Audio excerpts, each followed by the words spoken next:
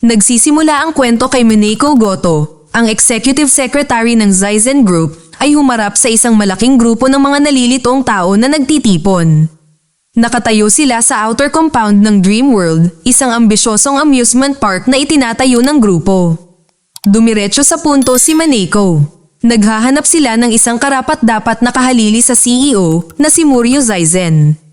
Ang lahat ng natipon dito ay sasailalim sa isang pagsubok upang makita kung sila ay karapat-dapat na makipagkompetensya para sa prestihiyosong post na ito.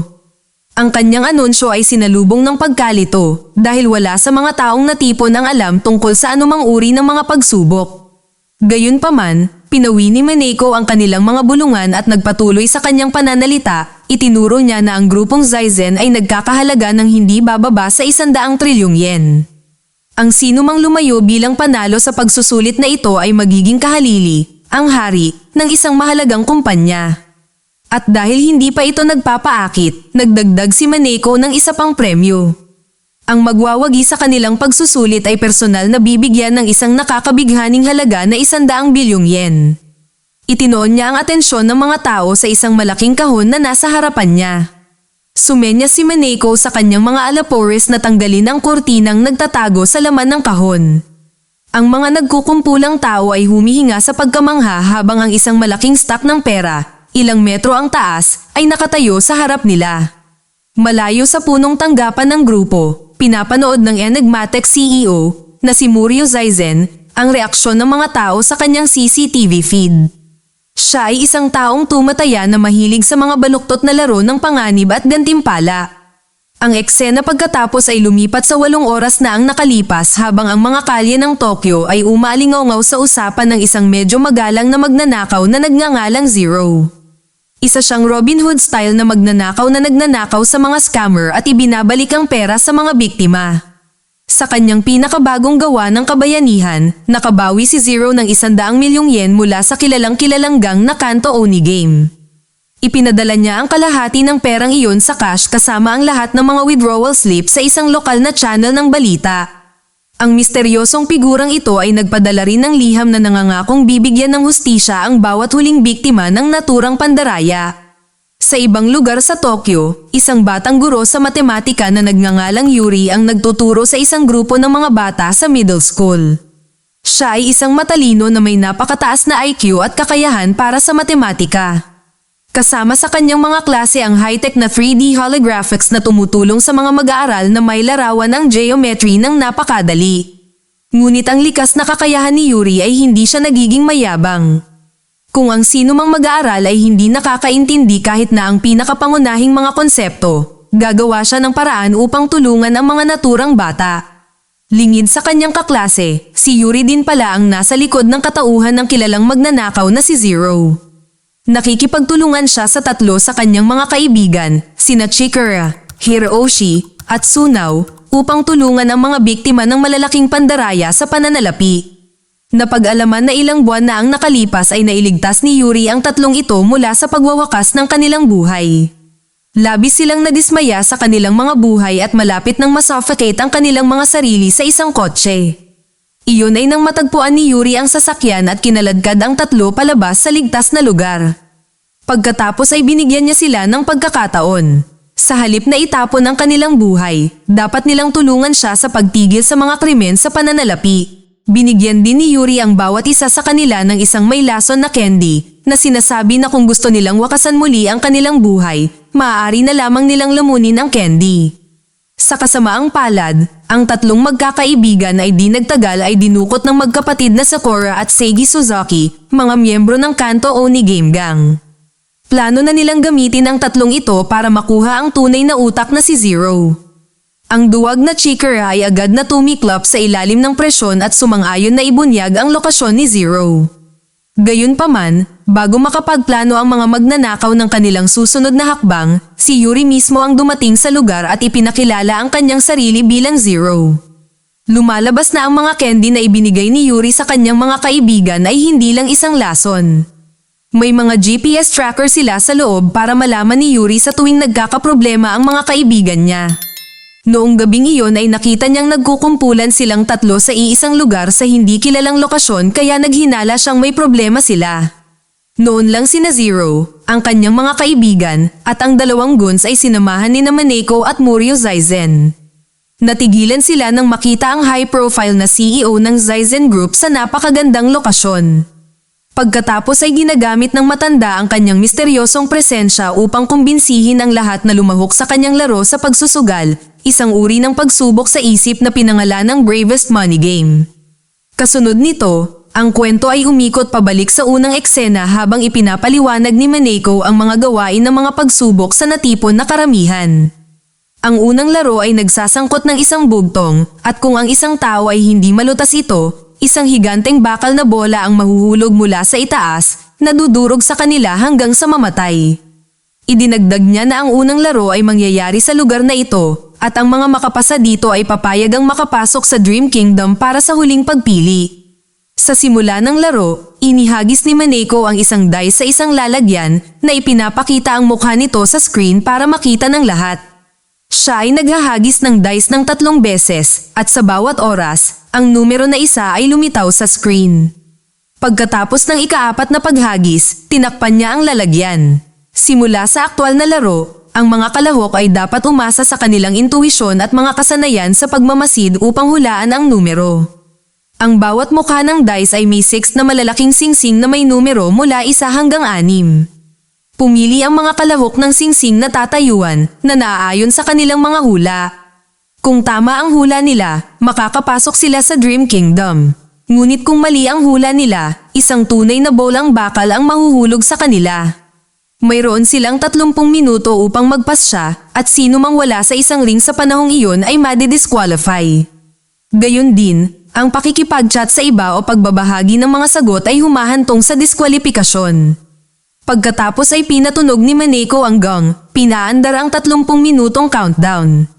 Nang marinig ni Chikara ang mga patakaran ng mapanganib na laro ay nabigla siya. Nagdulot ito ng pagtatalo sa pagitan nila ni Hiroshi. Ang duwag ay nagtataka kung maaari silang manatiling ligtas sa pamamagitan ng pag-alis kaagad sa singsing pagkatapos ng maling hula. Kinakalkula ni Hiroshi na sa isang ika-6 na pagkakataon lamang na mabuhay, mayroong higit sa 80% na posibilidad na mamatay nang biglang si Seigi na nakatayo sa malapit ay tumalon sa talakayan. Iminumungkahi na ang mga pagkakataong makabuo ng 2 hanggang 6 na ay isa din sa 6. Pagkatapos ay nagbahagi din si Socorro ng kanyang teorya na ang dice ay maaaring may daya. Iminumungkahi na ang bigat nito ay inilipat na nagiging sanhi ng ilang beses na madalas na lumabas ang number 1 na dice ay hindi matatag dahil ang bigat nito ay hindi balanse, na maaaring ipaliwanag kung bakit paulit-ulit na lumilitaw ang number 1. Iniisip niya na inutusan sila ni Maneko na umasa sa intuisyon at pagmamasid upang hulaan ang numero. Kaya, ang pagpili ng isa batay sa timbang ng dice ay isang desisyon na ginawa sa pamamagitan ng pagmamasid. Sinagot ni Seigi na kung sigurado si Socorro sa sagot niya, dapat siya ang unang humakbang sa ring. Sa gitna ng mga talakayan, nagsalita si Maneko at nag-aalok ng pabor sa mga kalahok. Sinabi niya na sino man sa ring kapag natapos ang laro, anuman ang kanilang hula ay tama o mali, ay papayag ang sumali sa susunod na laro. Gayunpaman, ito ay mangyayari lamang kung sila ay buhay pa. Habang pinag-iisipan ng mga kalahok ang alok, si Shiro Ube, isang third-year student mula sa isang pribadong middle school, ay tumungo sa number 1 na ring. Nang makita ito, sinundan siya ng ibang mga kalahok sa ring, iniisip na maaaring may naisip siya, ngunit pinag-iisipan pa rin ni Zero ang sagot. Sa pahayag ni Maneko tungkol sa pagpapahintulot sa susunod na laro kung buhay pa sila, isinasaalang-alang ni Zero na maaaring hindi nila kailangang hulaan ng tama. Naniniwala siya na kung maaari silang magpatuloy ng hindi hinuhulaan ang tamang numero, kung gayon ang paghula ng tama ay maaaring hindi mahalaga sa panalo sa laro hanggat maaari kang makaligtas sa isang bakal na bola sa simboryo. Si Zero ay patuloy na nagmumuni-muni sa mga salita ni Maneko at may napansin siyang kakaiba sa kanyang mga naunang paghagis ng dice. Una, hindi niya tahasang sinabi na ipapakita sa kanila sa screen ang mga dice sa loob ng container. Binanggit lang niya na kung siya ay naghagis ng dice, ang mga kalahok ay makakakita ng dice sa screen. Walang binanggit na ipinapakita nito ang mukha ng mga dice na kanyang inihagis. Iniisip ni Zero na ang mga dice na ipinakita sa screen ay itinapon sa lalagyan sa kabaligtaran ng direksyon sa ika-4 na pagkakataon, ibig sabihin, ang nakita nila sa screen ay ganap na peke. Kung ganoon ang kaso, hindi naghagis si Maneko ng 3 sunod-sunod na beses. Sa makatuwid, ang posibilidad na makakuha ng isa ay isa lamang sa 6, tulad ng anumang iba pang numero. Sa sinabi nito, pumasok siya sa pangalawang ring, hindi pa rin sigurado kung ito ang tamang sagot. Buti na lang isa siyang math professor, kaya nahulaan niya iyon. Matapos marinig ang paliwanag ni Zero, umalis ang mga kalahok sa unang ring. Umupo si Arahira malapit sa mga dingding ng singsing at sinundan siya ng kanyang mga kaibigan, nagtitiwala sa kanya. Iniwan nito si Shiroube bilang ang tanging tao na natitira sa unang ring.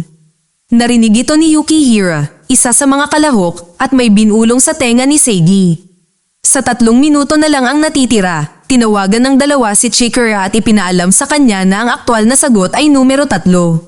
Ginagawa nila ito dahil gusto nilang umupo malapit sa mga dingding ng singsing tulad ni na Shiroube at Zero, ngunit alam din nila na kung gagawin nila ito, susunod ang ibang mga kalahok.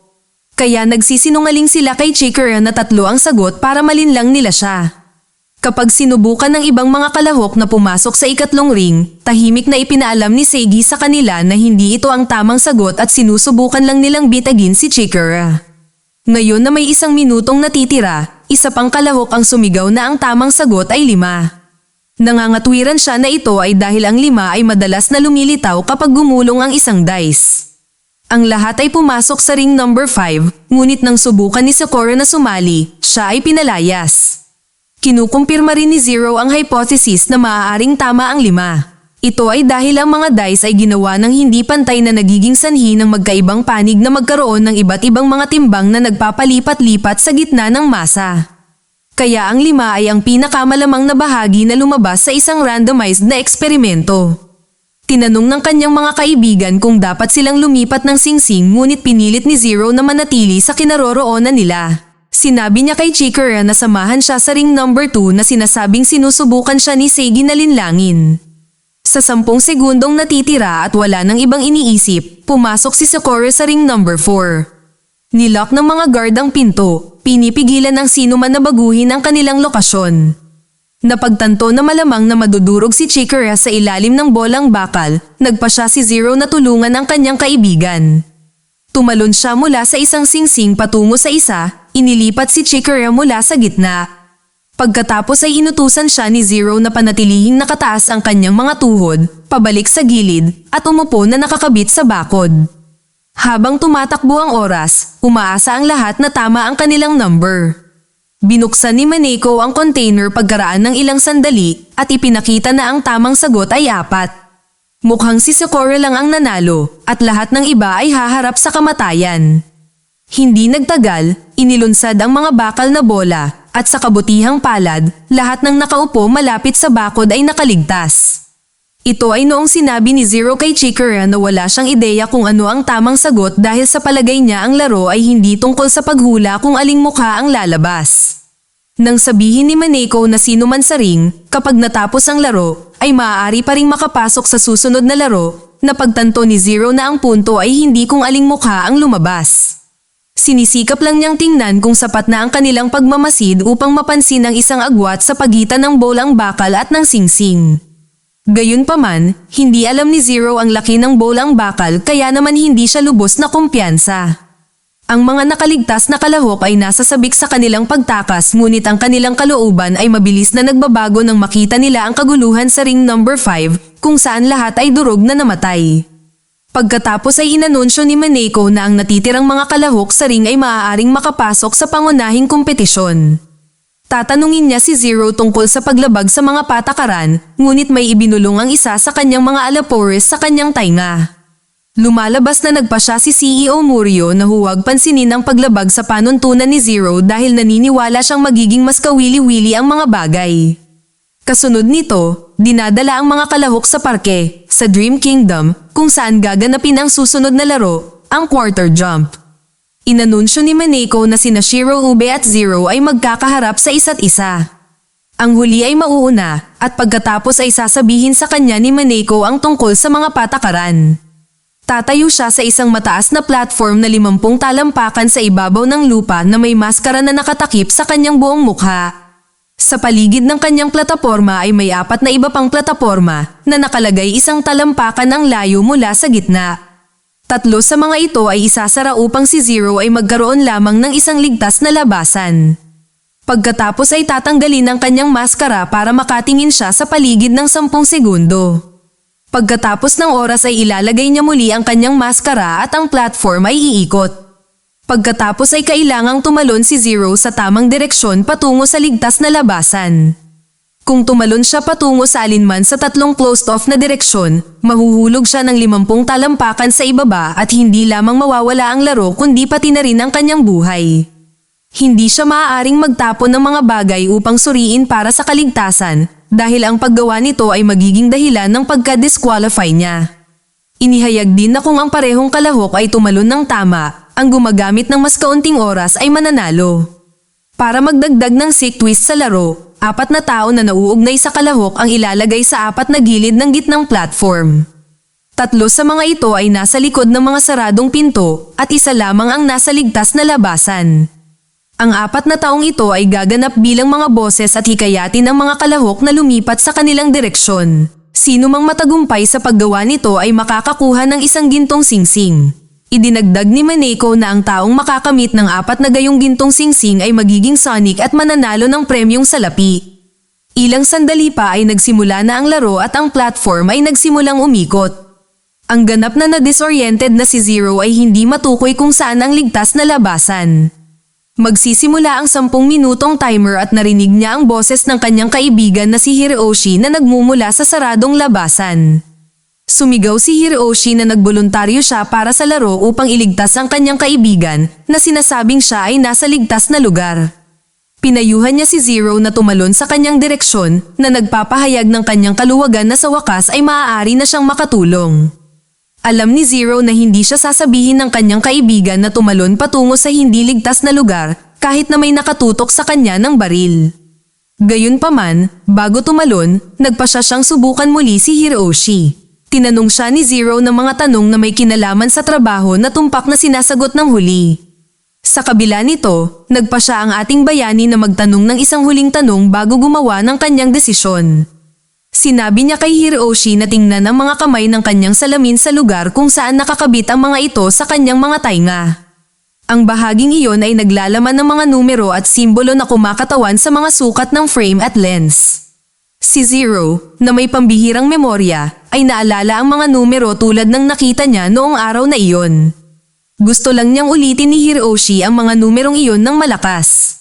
Dahil sa kanyang katalinuhan, dito niya nahuli ang impostor. Nauna na pala ang mga tauhan ng Zaizen Group na niloko si Hiroshi sa pag-aakalang tinutulungan niya si Zero.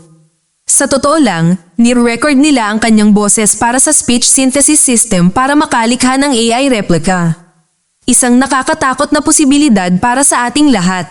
Nang sabihin ng impostor na matagal na niyang binili ang salamin at ang mga numero ay wala na, agad na naramdaman ni Zero na may mali. Inilantad niya ang impostor at iniligtas ang sarili mula sa pagkahulog sa kanyang kamatayan. Matapos ang unang nabigong pagtatangka, oras na para kumbinsihin ng pangalawang boses si Zero na tumalon patungo sa kanya. Ang taong iyon ay kaklase ni Zero sa high school at isa sa mga kalahok, si Kazuma. Mas maaga sa araw na iyon, pinrotektahan niya si Zero mula sa pagbugbog ng grupo ni Seigi. Ang pagkilos ng kabaitan na ito ay nagpapatibay sa kanyang pag-aangkin na nasa ligtas na labasan. Pagkatapos ay sinabi ni Kazuma ng malakas na palagi niyang tinitingala si Zero noong high school at kumukuha ng inspirasyon mula sa kanyang matalas na isipan. Habang nagsasalita siya, nalaman na nakatayo si Kazuma sa hindi ligtas na labasan at gustong mamatay si Zero. Tila nagdala siya ng ilang personal na sama ng loob sa larong hindi alam ni Zero. Ang misteryo kung maniniwala si Zero sa kanyang dating kaibigan sa high school ay mabubunyag lamang sa susunod na episode. Mag-subscribe para sa higit pang mga video na tulad nito, i-on ang notification at mag-iwan ng like para matulungan ang aming channel. Salamat sa panunood.